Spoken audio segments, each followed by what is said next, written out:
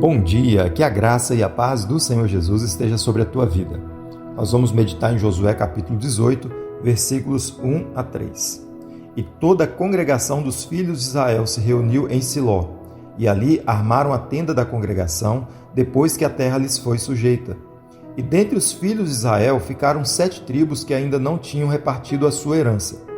E disse Josué aos filhos de Israel: Até quando sereis negligentes em chegardes para possuir a terra que o Senhor Deus de vossos pais vos deu? A nossa meditação hoje é uma pergunta e tem como tema: até quando você vai esperar?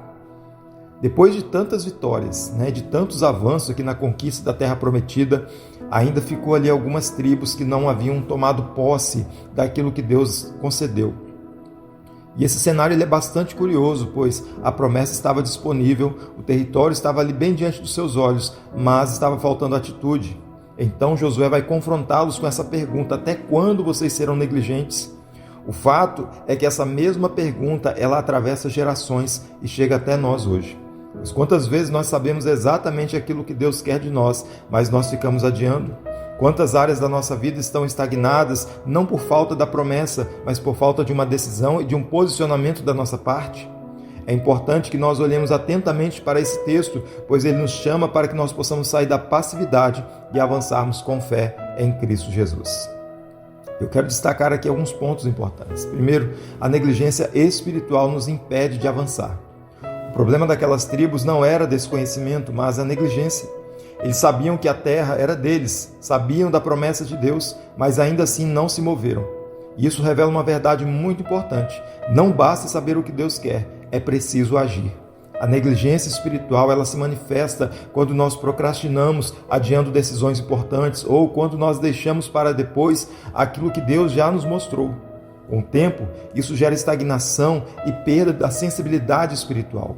Muitos não têm avançado porque estão esperando aquele chamado momento ideal, quando na verdade Deus já deu a direção. A falta de atitude, ela pode nos impedir de que nós experimentemos aquilo que Deus já disponibilizou para nós. Mas o segundo ponto que eu destaco aqui é que a promessa passa pelo teste da fé e da ação. Pois Deus já havia dado a terra prometida ao seu povo, porém eles precisavam tomar posse daquilo que Deus prometeu. Essa atitude nos ensina que existem promessas que exigem um posicionamento da nossa parte. Não se trata apenas de conquistar pela própria força, mas de responder em fé àquilo que Deus já declarou.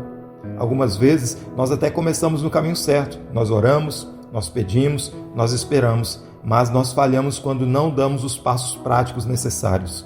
A fé verdadeira, ela vai se manifestar em ação. Apropriar-se daquela promessa significava sair da zona de conforto, enfrentar desafios e confiar que Deus está conosco durante todo o processo. Certamente, aquilo que Deus prometeu já está garantido, mas o acesso a essa promessa certamente também vai passar pela nossa disposição de obedecer e avançar à voz do Senhor. Mas o terceiro ponto que nós podemos destacar é que o tempo de obedecer é agora. A pergunta de Josué carrega aqui um senso de urgência quando ele diz: até quando?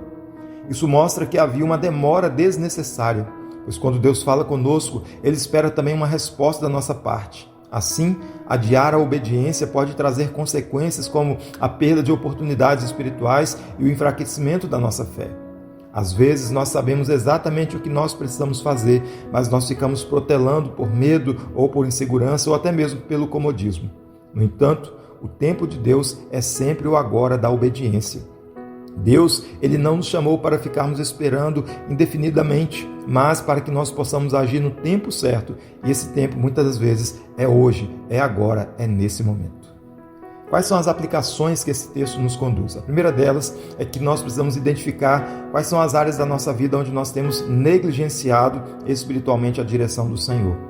Segundo, nós precisamos dar passos práticos em direção àquilo que o Senhor já falou ao nosso coração. Terceiro, nós precisamos parar de ficar adiando as decisões importantes e responder com obediência agora, nesse exato momento, à direção do Senhor. A pergunta feita por Josué, ela continua ecoando até os nossos dias. Até quando você vai ficar esperando? Pois Deus, Ele já liberou promessas, Ele já deu direção e já mostrou o caminho. O que falta não é mais revelação, mas decisão.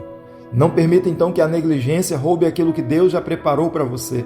Levante-se, posicione e avance com fé, pois quando nós obedecemos, nós experimentamos o melhor de Deus. O tempo de agir não é amanhã, é agora, é hoje.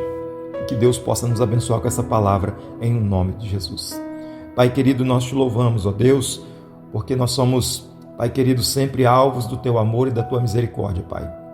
Muitas das vezes, ó Deus, nós ficamos procrastinando, ó Deus, ficamos adiando, ó Deus, decisões importantes com relação à nossa vida espiritual, com relação, ó Deus, à nossa vida relacional, ó Deus, com relação, ó Pai, ó Deus querido, às atitudes que nós precisamos tomar em nossa vida diária, Pai. Deus querido, que esse texto possa nos encorajar, ó Deus, a sair da zona de conforto ou do comodismo, para que nós possamos dar os passos necessários em direção às promessas do Senhor, ó Pai.